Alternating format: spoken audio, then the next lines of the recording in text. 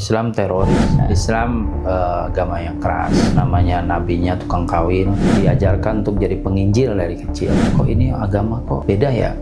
Kok agama kok teratur rapi? Kok agama kok ini kok bersih, suci? Kok agama masuk tempat ibadahnya aja harus cuci kaki, cuci tangan, cuci semuanya? Beda.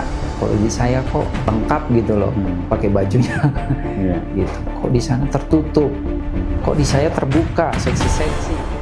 Bismillahirrahmanirrahim. Ya ayyuhalladzina amanu udkhulu fis-silmi kaffah.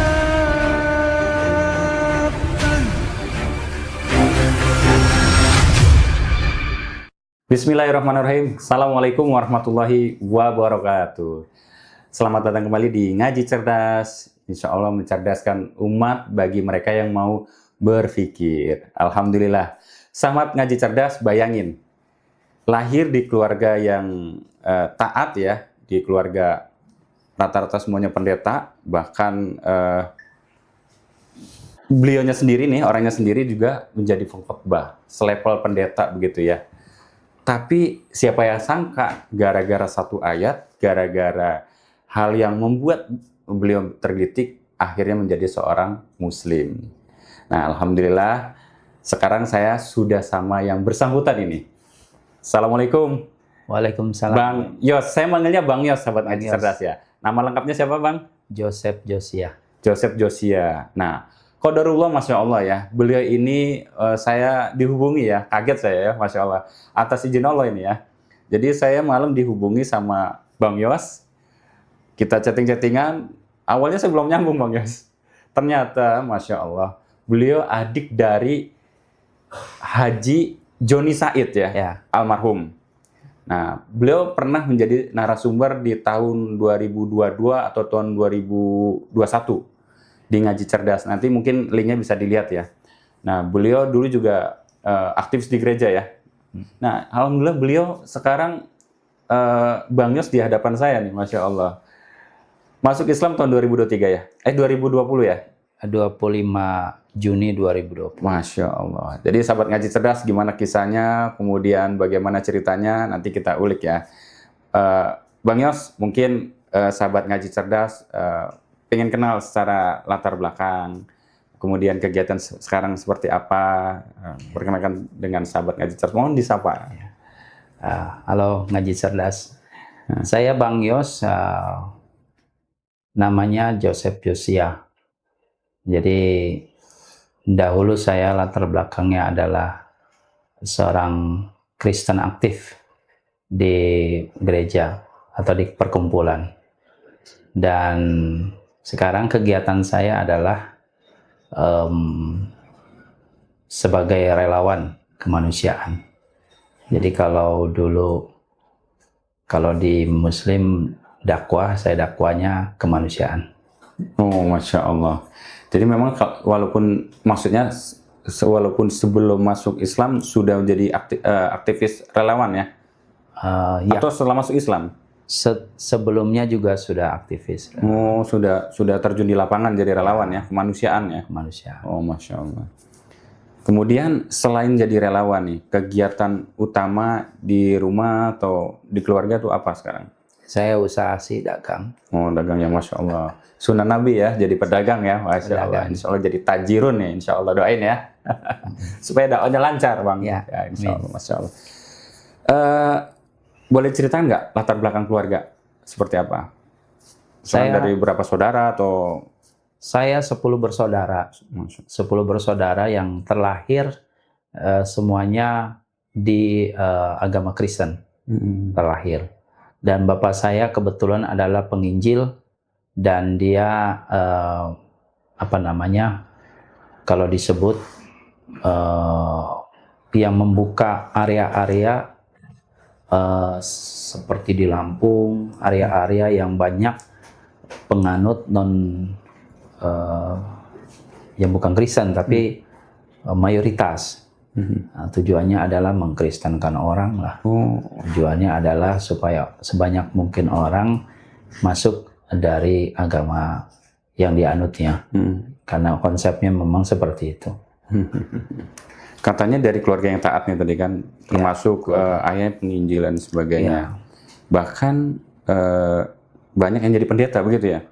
Ya, Dari anak-anaknya. beberapa anak-anaknya yang pria, laki-laki itu jadi penceramah di perkumpulan. Bagaimana rasanya tumbuh di keluarga yang lingkungannya hampir semua laki-laki, kan banyak ya laki-laki ya? Ya, Dominasi kebanyakan laki-laki laki-laki. jadi seorang pendeta, mungkin pengkhotbah atau misionaris. Bahkan kakaknya sendiri juga ada yang jadi pendeta. Itu gimana rasanya? Ya kalau dulu di agama sebelumnya, keluarga itu menjadi penceramah, ya banggalah. Satu keluarga kan Iya. penceramah semua di gereja, pengkhotbah. Ya suatu kebanggaan bagi kami, keluarga, khususnya orang tua. Iya. Dulu Bang Yos juga aktif sebagai Aktif pengkhotbah dan atau penginjil. penginjil atau apa namanya pendeta mungkin ya. Bisa sharing nggak pengalamannya seperti apa? Saya dulu pendeta itu menjadi penceramah yang punya posisi jabatan itu di tahun 2000-an. Walaupun dari kecil sudah diajarkan untuk menjadi penceramah. Dan sudah aktif diajarkan untuk jadi penginjil dari kecil, dan akhirnya aktif full menjadi penginjil yang aktif benar di tahun 2000-an. Seperti itu. Kapan pertama kali Bang Yos muncul ragu ya terhadap ajaran agama sebelumnya? Sebenarnya saya sih setelah saya menjadi aktif menjadi penceramah di agama saya dulu, penceramah. Nah, disitulah saya mulai ragu, karena ketika menjadi penceramah itu harus meriset apapun untuk bahan untuk diceramah. Nah, ketika meriset itu saya menemukan hal-hal yang janggal, hal-hal yang sepertinya kurang pas nih. Salah satunya misalnya di Perjanjian Lama itu ada hukum Taurat. Tetapi di Perjanjian Baru hukum Tauratnya tidak ada. Diganti menjadi hukum kasih. Hanya dua, mengasihi sesama dan mengasihi Allah dan mengasihi sesama. Nah, sementara di Perjanjian Lama ada hukum Taurat dan beberapa hukum-hukum lain yang mendukung itu. Nah, itu menjadi agak ragu, dan ada beberapa juga yang ada di Alkitab itu. Perjanjian Lama itu ada 12 suku Israel, Bani Israel. Ternyata di Injil ada beberapa suku yang tidak ada. Jadi tidak lengkap. Jadi saya agak ragu, ini agama ini apa ya? Kitabnya apa ya? Kok berbeda kitab yang di Perjanjian Lama dengan Perjanjian Baru? Walaupun diklaimnya bahwa itu satu kesatuan, ternyata tidak. Ya, jadi kan bagaimana? Iya. Kalau itu tidak bersatu, Ya, nggak ketemu kan? Ini agama apa ini? Nah, mulai saya dan ada beberapa lah, kalau diungkapkan di sini terlalu panjang.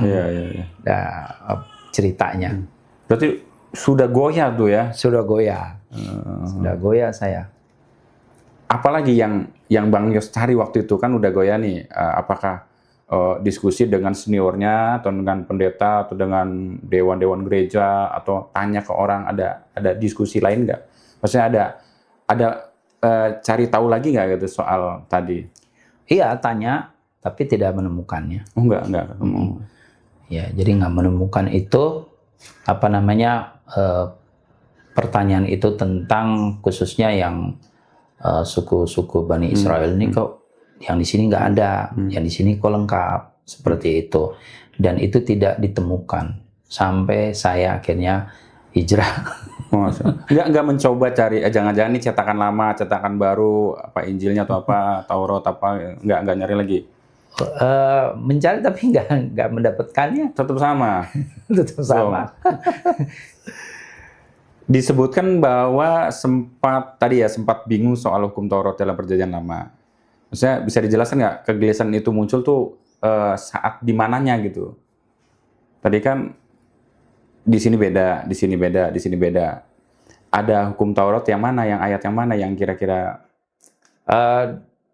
di apa namanya di Perjanjian Lama kan itu kan kitab Keluaran ada hukum Taurat 10 hukum Taurat kan?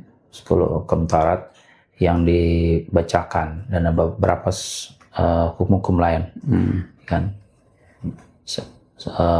ratusan hukum yang mendukung hukum Taurat itu melengkapi.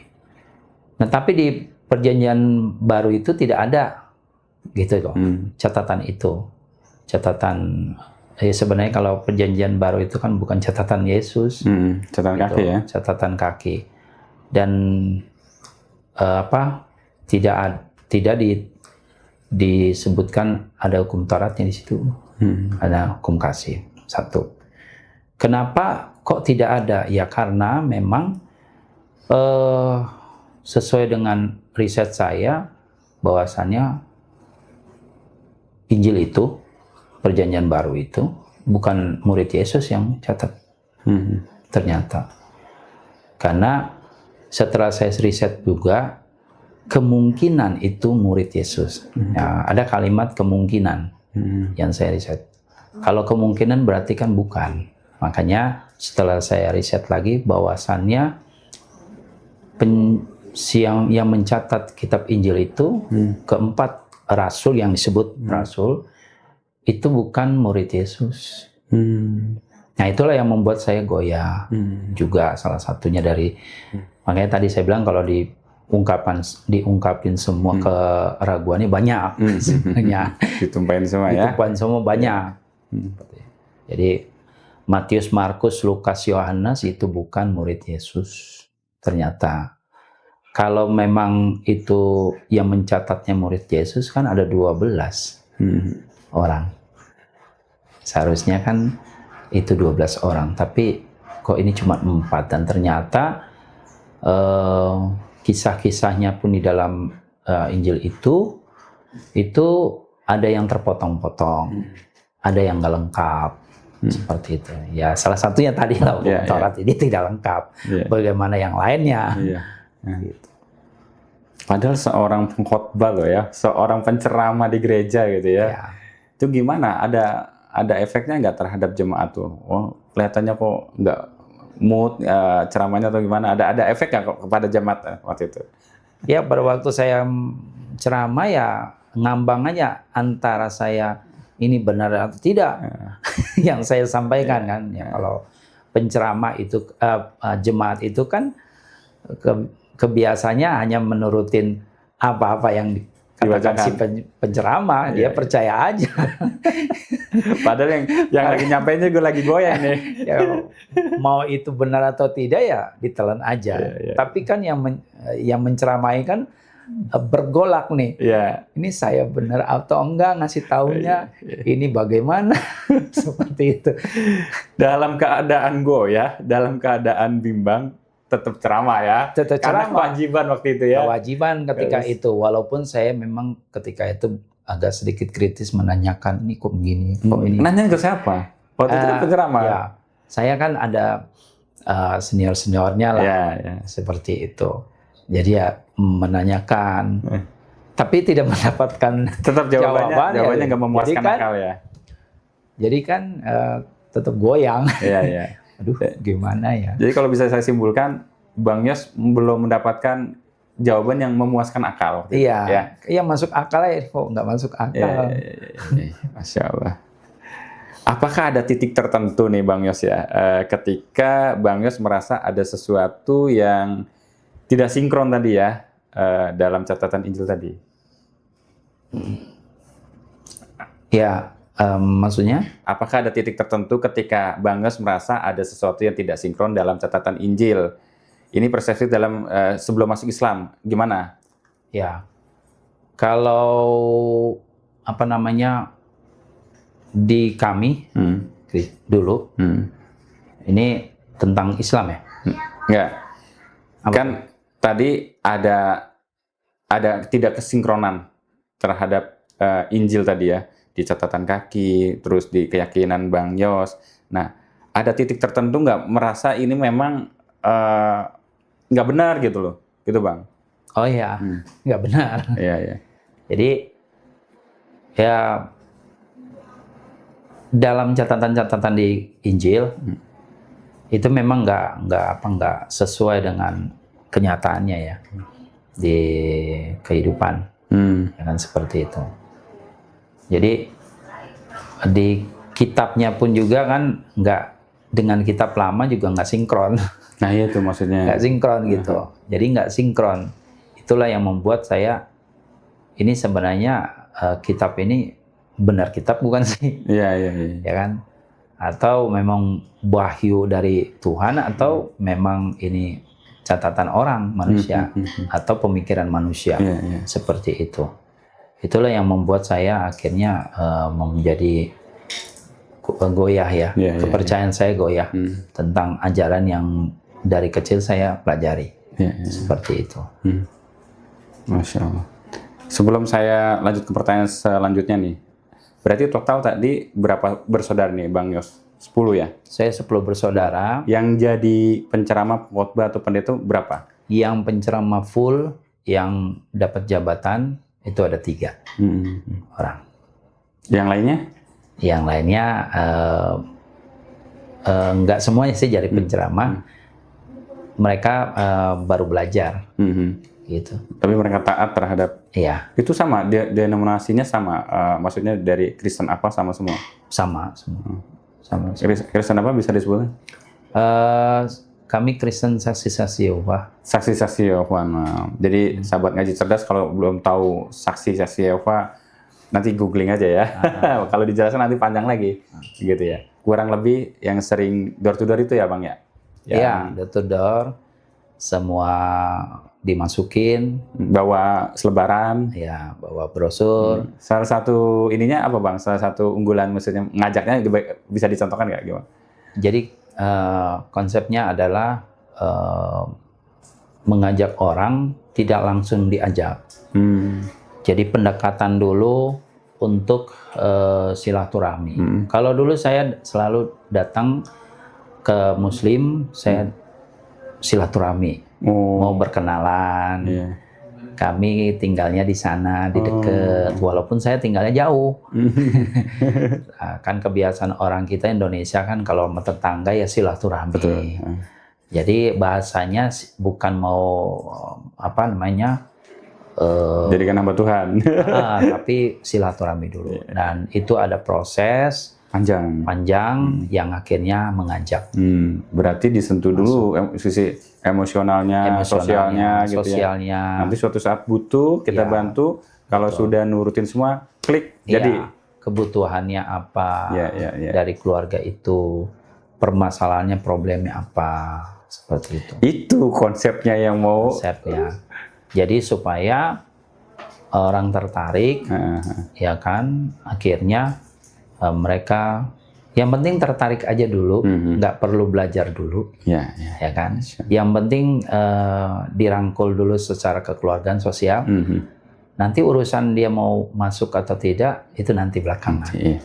Subhanallah, itu triknya ya. Jadi tolong dicatat baik-baik. Dan satu lagi, dan itu ada apa namanya, sebelum masuk ke wilayah itu harus mapping dulu. Jadi wilayahnya di mapping. Mana wilayah-wilayah Islam radikal, Islam keras, mana yang agak setengah-setengah yang gampang dimasukin. Mana yang resisten, mana ada tokoh ulamanya, mana yang muda, mana ekonomi gitu ya. Itu. Kalau istilahnya ada dulu saya dapat info tuh ada wilayah hijau, kuning gitu ya. Ya itu ditandain nanti baru dimasukin. Ya, oke. Berarti sangat terkonsep ya. Nah, Sahabat ngaji cerdas, ini kita break azan dulu, nanti kita lanjut lagi. Kita lanjut Bang Yos ya. tadi soal keluarga, soal latar belakang ya. Sekarang saya mau tanya nih. Biasanya kalau orang yang dulunya bukan Islam, Bang Yos, biasanya ya yang saya temui, dia dulunya benci sama Islam. Bang Yos benci nggak dulu? Saya sih dibilang nggak benci. Benci Ya kenapa kan? sih? Saya pengen tahu bencinya tuh karena didoktrin atau benci karena lihat muslimnya. Karena kan gini Bang, Muslim dan Islam kan dua hal yang berbeda. Islam adalah ajaran agamanya ya dengan segala macam syariatnya. Muslim ini kan penganutnya, maksudnya orang yang melakukan perintah Allah. Ada yang melakukan perintah Allah, ada yang tidak kan gitu ya. Nah mungkin saya khawatir orang-orang yang benci dengan Islam itu melihat muslimnya gitu. Kan muslimnya bisa jadi salah, bisa jadi enggak. Nah saya pengen tahu nih Bang Yos dulu benci Islam itu karena apa? Islam teroris. Subhanallah.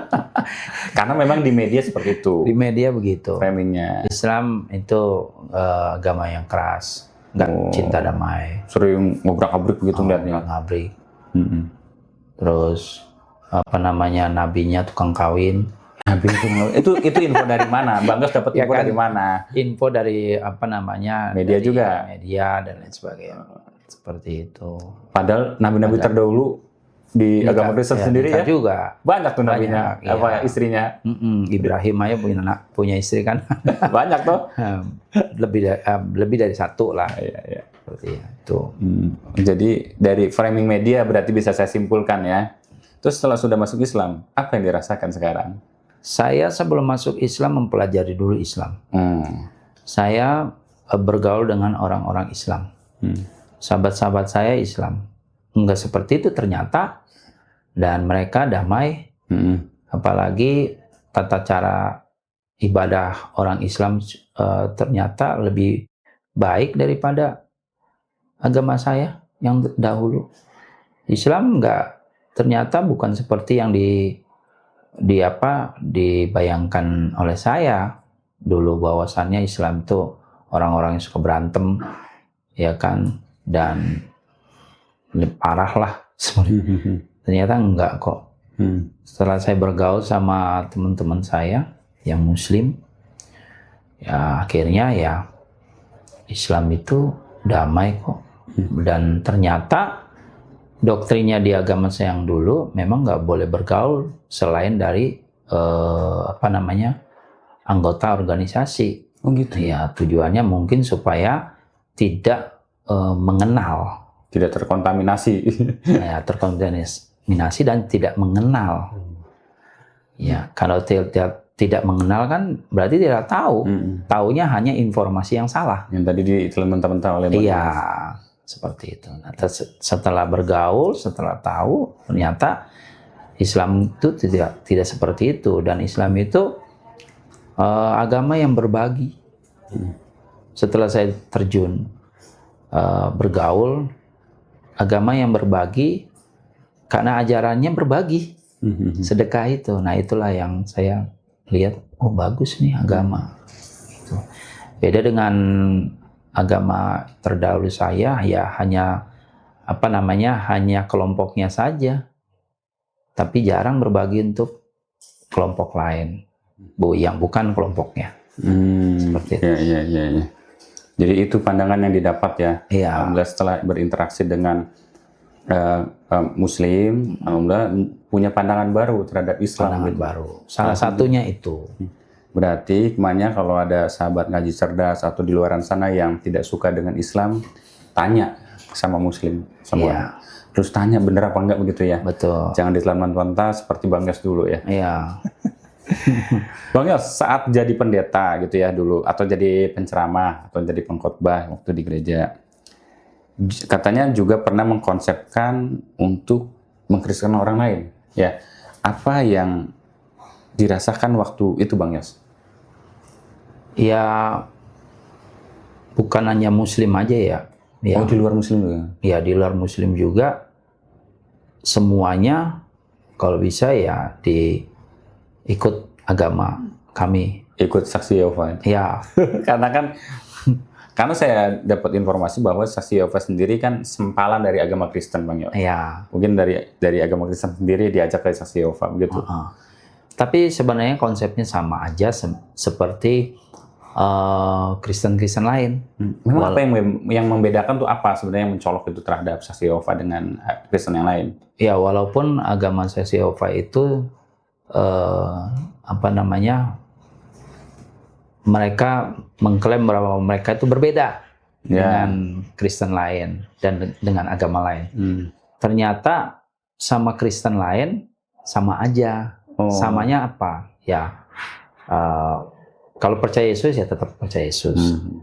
Mereka lebih konsen ke ajaran terdahulu Yahudi.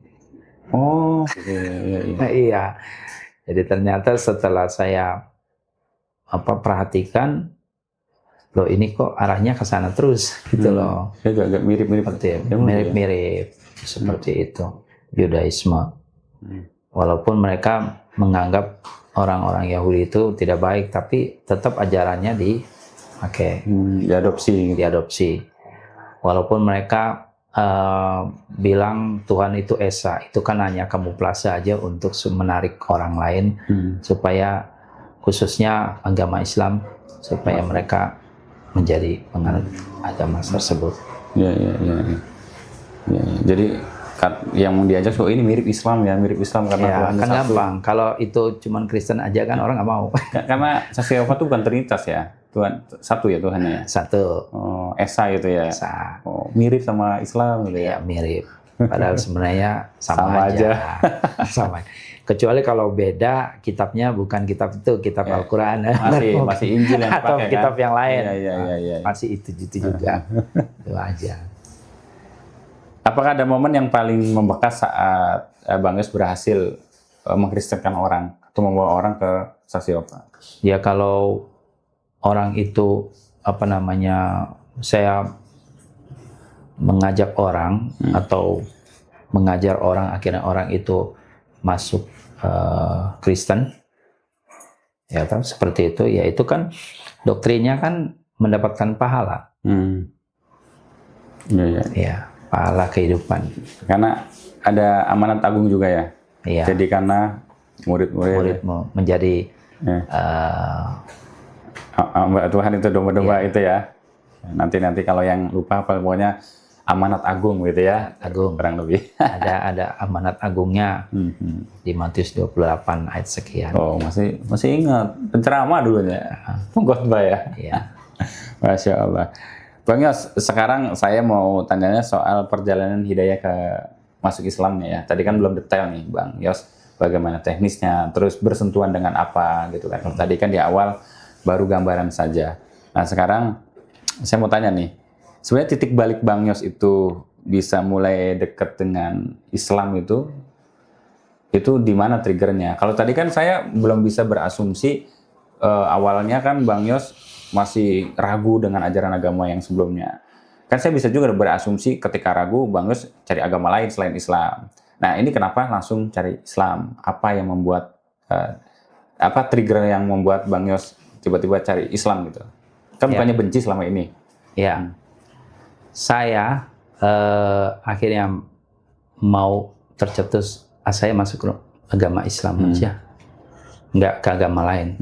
Saya pelajari juga agama lain kok. Oh, pelajari juga. Saya pelajari, saya baca buku Tripitaka, Hindu. Saya pelajari itu karena memang ketika saya menjadi penceramah, saya harus mempelajari semua untuk bahan riset saya. Nah di sana saya pelajari dan saya mempelajari Muslim juga. Islam juga dipelajari? Islam juga. Iya. Saya pelajari juga, baca juga Al-Quran kok pada waktu saya dulu di sana. Jadi kayak kisahnya Nabi Ibrahim ya, cari Tuhan ya. Iya, saya cari kebenaran. Baca semua, cari tahu. Memang saya baca itu Al-Quran, gitu. Walaupun sampai surat Maryam, saya bacanya. Artinya ya? Artinya, bukan baca Arabnya karena nggak ngerti, gitu. Surat Maryam saya sampai situ baca. Nah, jadi saya lihat hanya agama Islam itu yang cocok saya masuk. Pertama ada, saya perhatikan di Islam itu tadi ya, salah satunya Islam itu damai. Islam itu ternyata nggak ada pertikaian kok, nggak sesuai dengan doktrin saya, yang saya dapatkan. Dan ternyata Islam itu juga tenang, nyaman, dan tata cara untuk masuk Islam pun juga nggak susah, tapi juga nggak gampang-gampangan, gitu loh, nggak gampang-gampangan. Jadi tata cara ibadahnya juga teratur, gitu, rapi ya, rapi, dan saya lihat suci, seperti itu. Nah itu juga jadi bahan pertimbangan saya, gitu. Kok ini agama kok beda ya? Kok agama kok teratur rapi? Kok agama kok bersih, suci? Kok agama masuk tempat ibadahnya aja harus cuci kaki, cuci tangan, cuci semuanya? Beda. Kok di saya kok lengkap gitu loh, pakai bajunya, gitu. Kok di sana tertutup? Kok di saya terbuka, seksi-seksi? Itu ya terus terang aja, saya kalau khotbah ya depan saya seksi juga sih. Gitu ya. Jadi ajang ini outfit ya. Ya, jadi kalau jadi kan informasi yang saya dapat tentang Muslim itu berbeda dengan kenyataan yang saya alami di lapangan. Nah, disitulah saya akhirnya ditambah lagi saya tenang ketika mendengarkan suara azan, mendengarkan lantunan-lantunan salawat seperti itu. Kok ini tenang ya, gitu. Nah, mulailah saya akhirnya suka ke masjid. Datang Atau bersama teman-teman yang mau sholat, saya duduk di pelatarannya. Di luar itu. Saya menemani teman-teman. Ketika teman-teman Muslim saya, misalnya dia mungkin hilaf, nggak lupa untuk sholat, saya ingatkan sholat. Masya Allah. Saya bilang akhirnya sama teman-teman saya sholat. Ya, nah mereka sholat, sayanya di luar mendengarkan. Paling saya suka tanya, kalau sholat itu bacanya apa? Nah mungkin dari situlah Allah kasih hidayahnya ya. Dari situ Allah buka. Nah, sampai pada akhirnya di 2015 saya meniatkan untuk menjadi Muslim. Seperti itu. Walaupun tantangan mantan istri saya menolak, tidak mau. Apabila masuk Muslim, maka kita cerai. Dan saya katakan kepada beliau, ya sudah, cerai nggak apa-apa. Ambil restu itu ya? Hari itu juga saya bilang, cerai nggak masalah. Nah, berjalan 3 tahun kemudian, saya minta teman-teman di mana ada guru yang bisa mensadatin saya. Maksudnya, Ustadz, Bang Yes mau masuk Islam? Iya. Seperti itu. Saya akhirnya sekalian disunat, saya bilang. Oh gitu juga? Iya.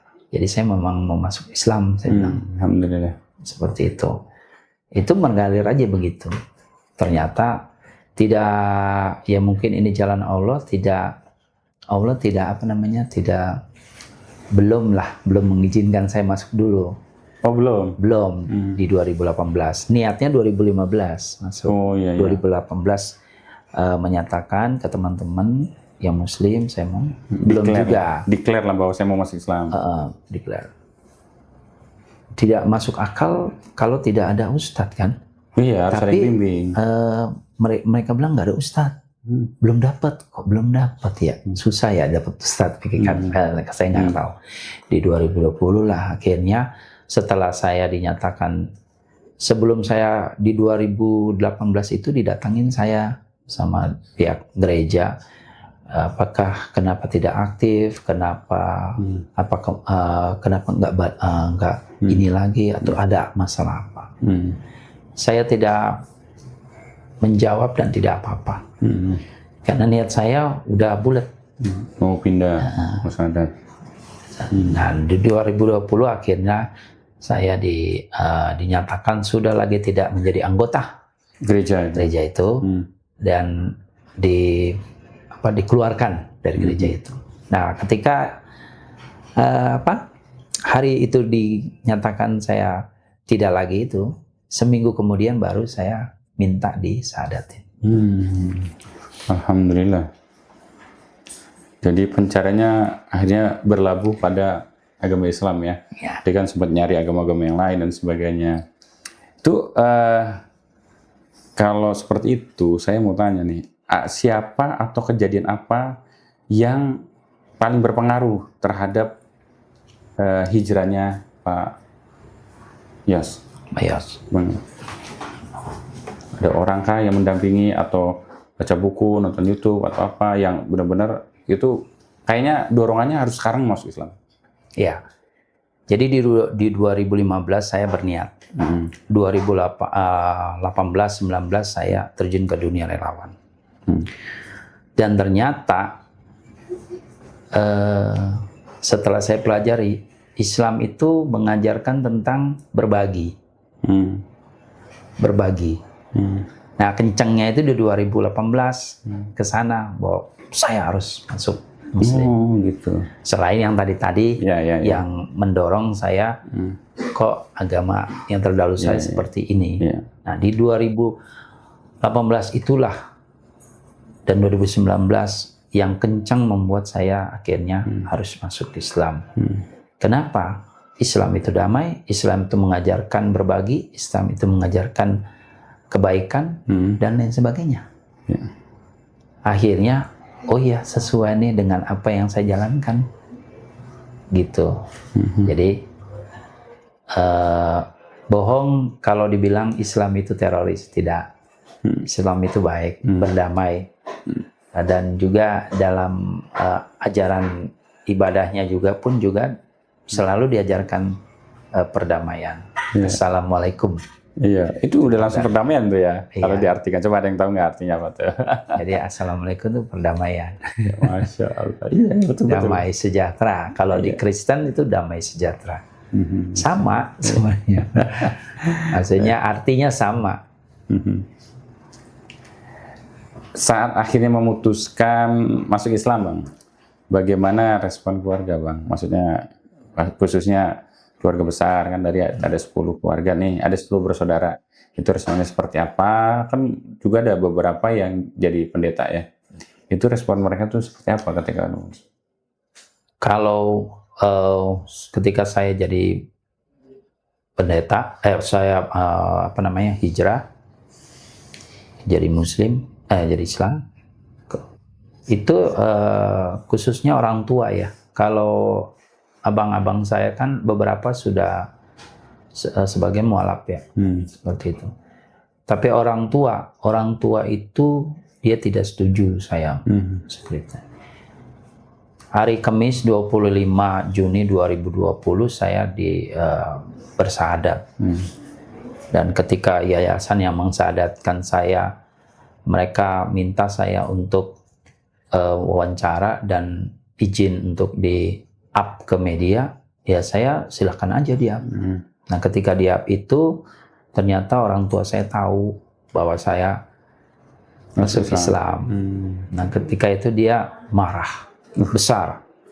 Dia WA saya, dia bilang, "Hai murtad, kenapa kamu ternyata bilang mau kemanusiaan, kenapa kok jadi masuk Islam?" Murtad, malah kamu murtad, seperti itu. Nah, saya disuruh pulang ketika itu. Tapi saya tidak bisa pulang karena kan saya habis disunat.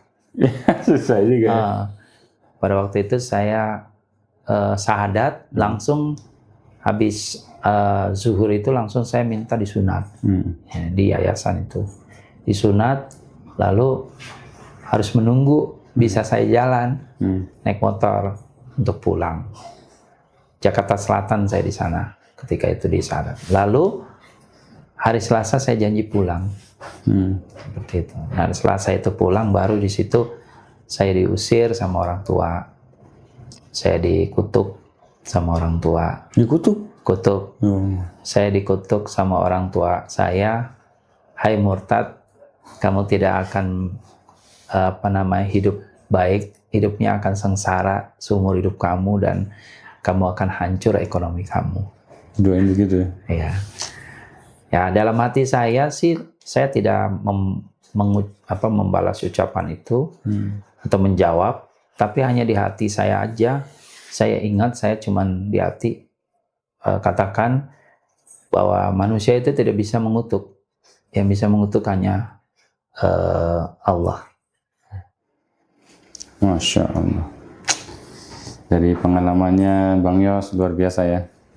Bang Yos, setelah masuk Islam, kemudian sudah menjalani sekarang kan dari 2020 ke 2025, kurang lebih 5 tahun ya Bang Yos ya. Tantangan yang paling berat itu apa? Tantangannya, ketika saya masuk Islam, cerai ya, pisah sama istri, pisah pula sama anak-anak. Iya, itu berat tuh. Ya, saya pisah sama anak-anak. Itu ujiannya ya, ujiannya pisah sama anak-anak. Anak-anak yang saya didik dari kecil, dari bayi, ya kan, pendidikan formal dan pendidikan informal, mereka meninggalkan saya. Seperti itu. Lalu sudah itu ketika saya masuk Islam, yang dipukul itu ekonomi saya. Rata-rata begitu ya? Ya, ekonomi saya sampai sehabis-habisnya lah. Sampai tidak punya apa-apa. Sampai tidur pun saya di lantai. Sampai untuk tidur pun saya tidak bisa. Kira dibantu sama teman-teman, tidur di yayasan hanya beralaskan lantai keramik, tidak punya bantal. Bantalnya hanya buku, bukunya itu pun Al-Quran doang. Jadi bantal, terus tidak punya selimut, hanya bawa 2 tas saja. Gitu saya ketika itu. Jadi ekonomi saya dihantam habis, sampai tidak punya apapun. Nah, ada kisah cerita saya, mungkin ini untuk memotivasi para mualaf, bahwa ketika kita dihadapkan tantangan, seperti pengalaman saya hanya punya uang 10.000, yaitu ketika itu, apakah saya harus membantu umat, karena ketika itu saya sudah relawan, mau membantu umat, atau saya mau untuk kebutuhan perut saya. Nah, Allah kasih 2 tuh, satu pilihan, mau yang mana? Ternyata saya ambilnya bantu umat. Alhamdulillah. Gitu. Karena ketika itu kan COVID, jadi saya sebagai relawan untuk menyemprot masjid-masjid yang terpapar. Akhirnya saya semprot itu masjid-masjid. Dan disitulah mukjizatnya, Bang, mukjizatnya Allah kasih mukjizat, saya diganti 100 kali lipat. Masya Allah. Dari yang saya punya. Masya Allah. Itu sebagaimana dalam Al-Quran ya, nanti bisa dicek. Yang jelas suratnya surat Al-Baqarah ayatnya 261. Nah, nanti buka sendiri aja ya. Jadi di situ diibaratkan 1 biji jadi 7 biji dikali jadi 100 kali. Cuman ya kita juga bersedekah bukan berharap materi ya Bang ya. Karena balasan dari Allah itu bukan materi saja. Sehat, kumpul dengan keluarga, waktu luang, itu juga rezeki ya. Betul. Ya, Masya Allah. Dan ini sudah dirasakan oleh Bang Yos ya. Alhamdulillah. Mas, ya. Jadi saya ketika itu kan programnya gratis penyemprotan. Jadi ternyata pihak dari DKM dan lain sebagainya, mereka kasih itu untuk kalimatnya adalah uang bensin. Tapi ternyata dari 10.000 jadi 100 kali lipat. Masya Allah. Alhamdulillah. Itu saya juga melihat Bang Yos ini qanaah ya, apa yang diberikan oleh Allah dan insya Allah selalu diterima. Insya Allah. Bang Yos, Tantangannya ya tadi masih lagi. masih ada tantangan. Saya ulang lagi. Kemudian setelah tantangan dari ekonomi nih Bang, apalagi yang paling mendasar yang bikin Abang tuh, ya mungkin ya setiap manusia itu kan punya ujiannya masing-masing ya. Kadang ada orang ketika diuji itu hampir menyerah. Pak, kalau kita yang dari Muslim ya, yang ini kan Abang kan bukan dari Muslim. Pernah nggak ketika diuji, kayaknya sebaik lagi atau seperti apa? Karena saking berat ujian. Ya, jadi manusiawi kadang ada perasaan kok berat banget seperti itu ya. Tapi saya ingat gini, saya masuk Muslim itu karena apa? Masuk Islam. Masuk Islam itu karena apa? Ya kan? Kan bukan saya masuk Islam itu bukan karena saya menikah, bukan karena saya disuruh orang, Bukan karena mimpi. Ya. bukan karena saya materi, bukan apa. Karena keputusan saya sendiri, karena ketidakpuasan saya sendiri di Proses agama berpikir saya. tadi ya. Itu. Karena saya menemukan kebenaran ini di sini. Nah, berarti kan saya sudah mengorbankan bukan hanya materi. Saya mengorbankan materi, saya mengorbankan perasaan, saya mengorbankan jabatan saya di sana, Iya betul. dan lain sebagainya. Nah, lalu setelah saya sudah masuk Muslim, lalu saya Islam, lalu saya segampang itu saja nyerah, nggak bisa. Itu jadi karena penguat. Itulah yang menjadi penguat saya. Kenapa saya harus tetap istiqomah, walaupun usaha dari keluarga berusaha keras untuk saya kembali lagi menjadi Kristen. Salah satunya adalah dari anak saya. Oh gitu. Nah, jadi anak saya itu mereka mau mengakui saya sebagai bapaknya kembali apabila bapaknya kembali lagi. Nah, itu kan jadi dilema. Nah, mana yang harus saya bela? Apakah saya mencintai anak saya atau cintai Allah? Saya masuk Muslim ini kan karena cinta dulu sama Allah. Jadi kalau kita nggak cinta sama sesuatu, apa yang mau kita korbankan? Ya karena saya cinta, ya semuanya harus saya korbankan untuk Allah. Nah, saya korbankan akhirnya anak-anak saya, anak kandung saya. Ya berapa tuh Bang? Ada 3 anak kandung saya yang sampai sekarang tidak terima saya, dan saya diblok semua. Ya, jadi terputus kita sama sekali. Terputus sama sekali, nggak ada komunikasi, terputus habis. Dan mereka terakhir itu mereka minta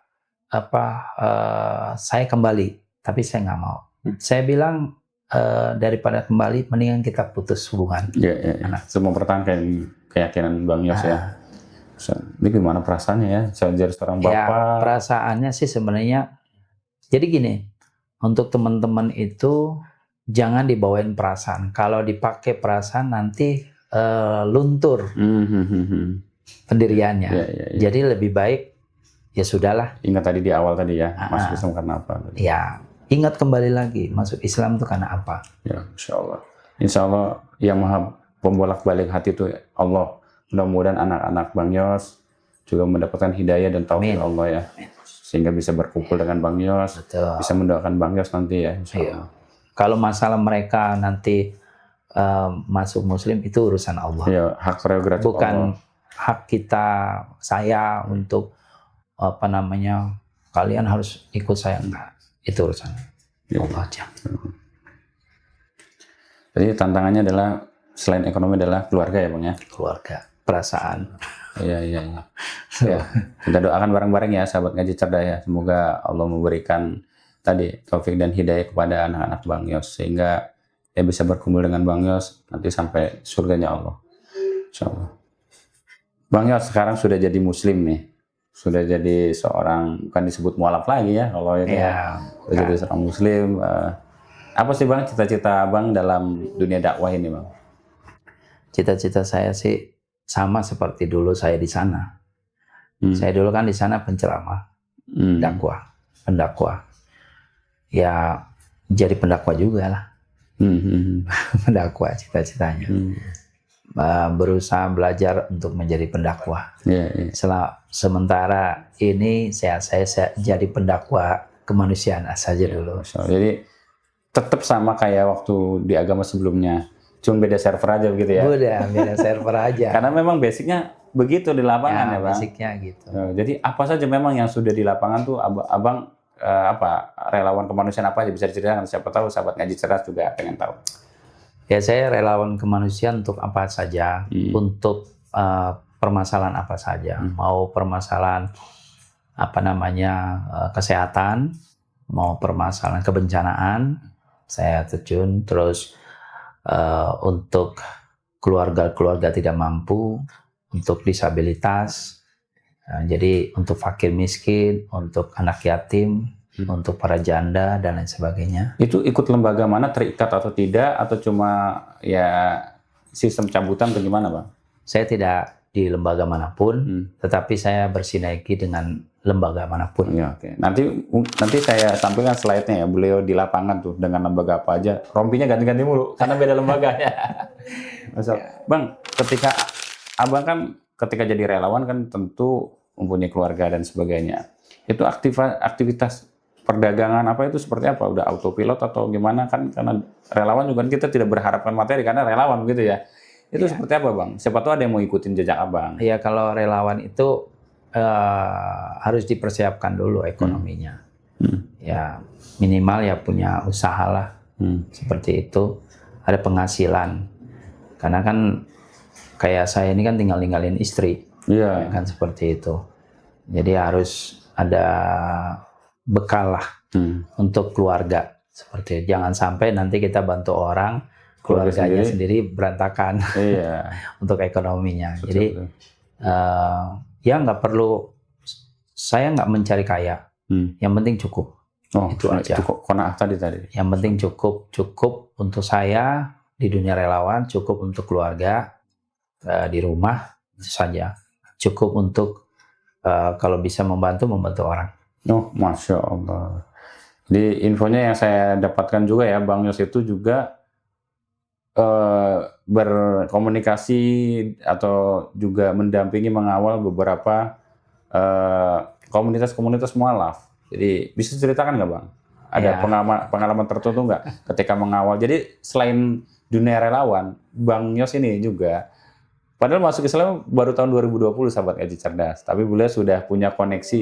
Di sini ada komunitas mualaf, di sini ada komunitas mualaf. Kira-kira program apa yang bisa dimanfaatkan, bisa dimaksimalkan untuk kualitas para mualaf ini gitu ya. Bisa ceritakan, Bang?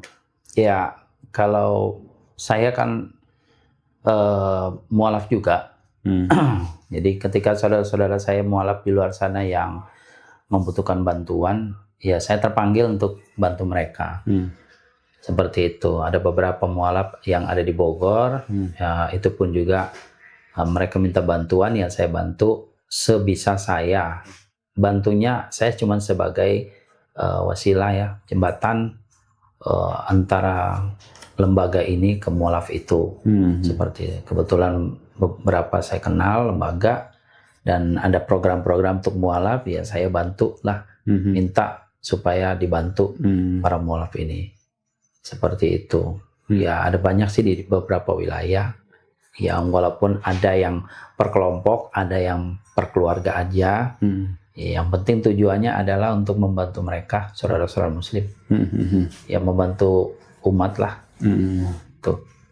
Jadi bukan hanya relawan saja, tapi intinya umat muslim. Masya Allah. Jadi kita ini harusnya iri ya dengan Bang Yos ya, sahabat ngaji cerdas. Jadi beliau banyak mulung amal nih ceritanya nih, Masya Allah. Kita yang dari Islam dari lahir harus punya semangat juga seperti Bang Yos, bahwa kita ternyata dibutuhkan oleh umat, dibutuhkan oleh umat begitu ya, Bang ya. Iya. Dibutuhkan oleh umat, uluran tangan kita, apalagi saudara-saudara kita mu'alaf, kemudian juga mereka dapat bencana. Nah, itu justru mereka yang justru perlu banyak perhatian, karena mu'alaf sendiri juga banyak ketika mereka memutuskan menjadi seorang muslim, tidak jarang diputus oleh keluarganya. Itu Bang ya. Putus. Hak warisnya, kemudian ada yang diusir. Bayangkan ketika sudah diusir, ditimpa musibah pula gitu ya. Ada yang disiram air minyak panas. Ada. Ya Allah, ada yang disiram air panas juga ya, minyak panas. Macam-macam. Nah ini kan siapa yang akan peduli? Nah alhamdulillah, qadarullah wa masya Allah, Bang Yos dulu juga di lapangan, kemudian sekarang saya juga waktu teleponan malam itu lagi di jalan, nggak tahu habis kemana itu, Bang Yos masya Allah.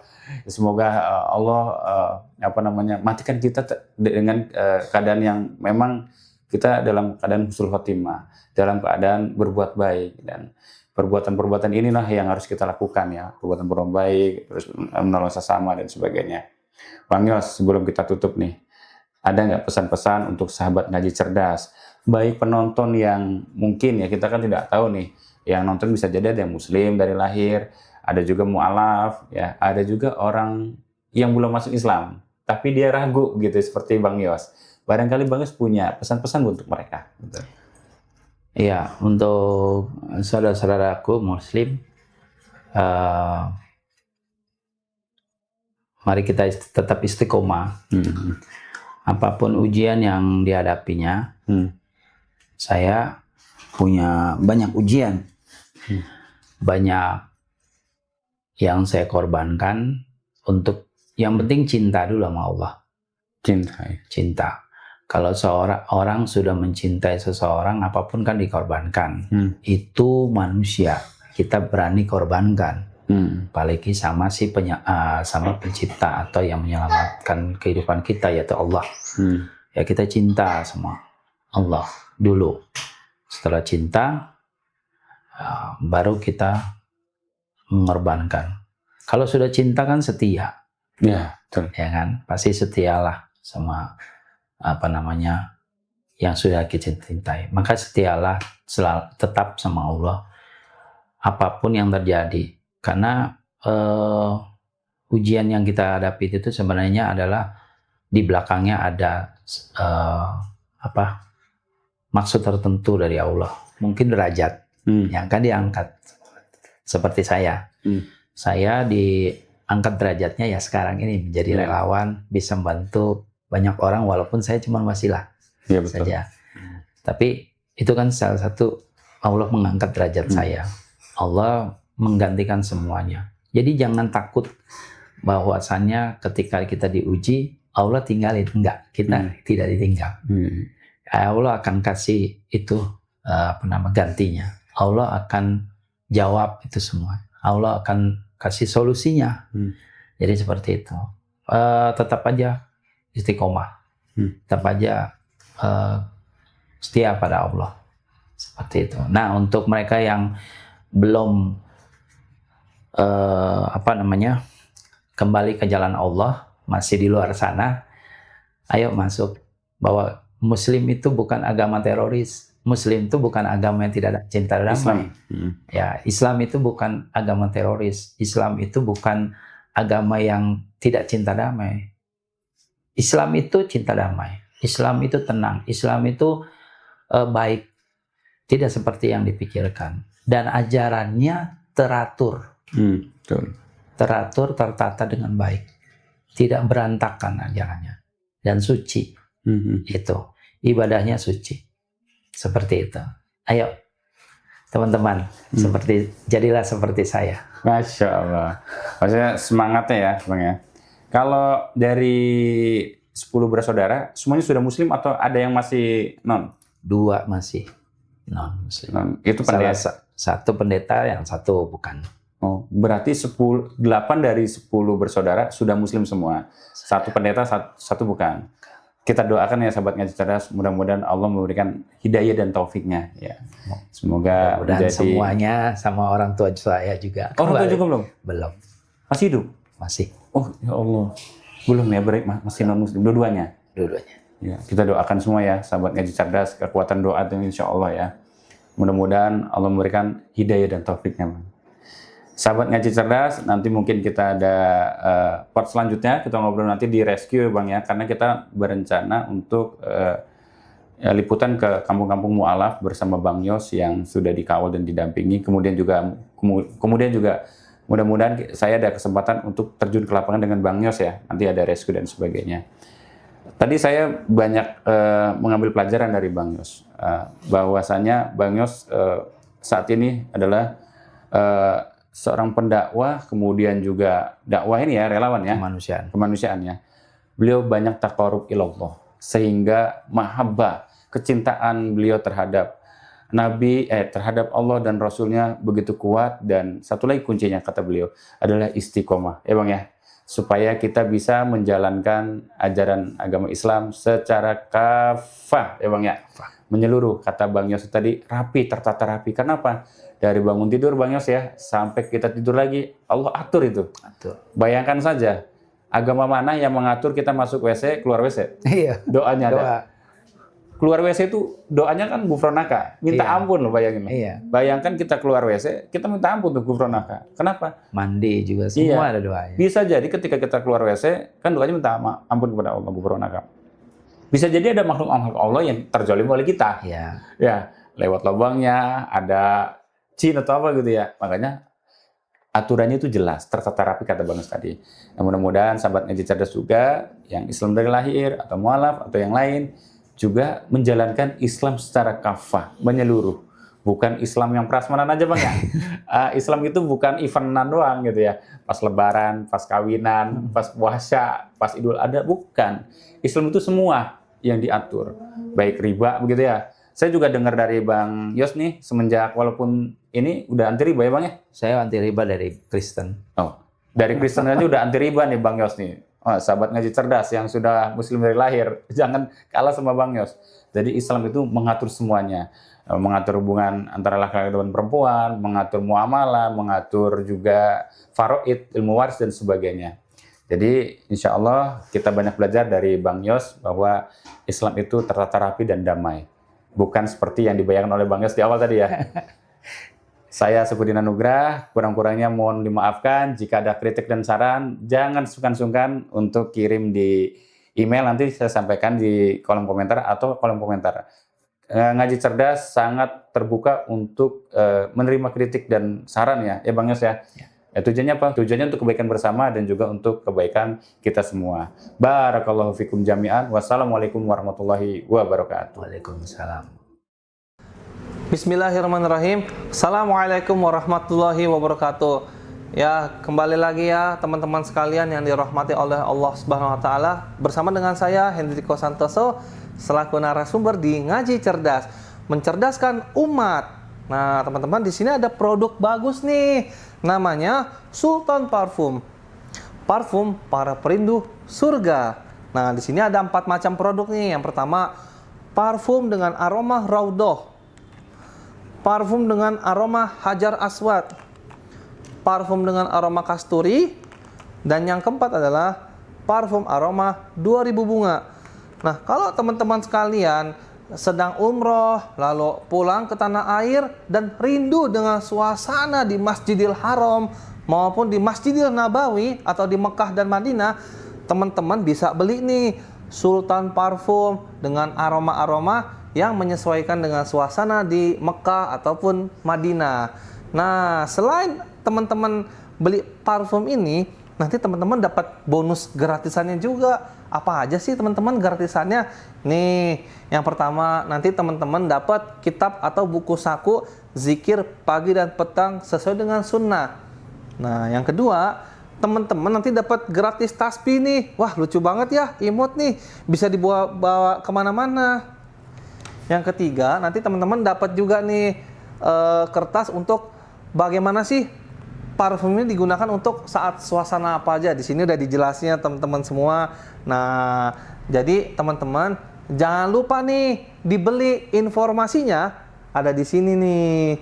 Nah, dengan teman-teman membeli produk parfum Sultan ini, teman-teman sama saja dengan membantu operasional dakwahnya channel YouTube Ngaji Cerdas. Nah, luar biasa kan? Dengan harga berapa teman-teman sekalian? Cukup dengan 90 ribuan saja, teman-teman sudah bisa dapatkan ini semua nih. Masya Allah ya. Ini semua nih, semua teman-teman bisa dapatkan hanya dengan 90 ribuan rupiah. Teman-teman juga sudah termasuk membantu operasional dakwah support channel YouTube Ngaji Cerdas. Nah, luar biasa kan? Nah, jadi tunggu apa lagi teman-teman ya? Segera hubungi di sini nih, di link yang tertera di bawah ini ya. Terima kasih ya teman-teman sudah menonton. Assalamualaikum warahmatullahi wabarakatuh.